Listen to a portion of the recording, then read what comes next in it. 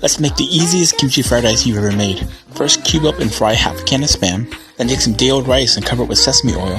When your Spam is nice and crispy, take it out and set it aside. Then saute half an onion, a spoonful of garlic. Chop up 1 cup of kimchi and add it to your pan. Get it nice and caramelized. Next, add in your rice and Spam, the rest of your kimchi juice, and mix that bad boy up.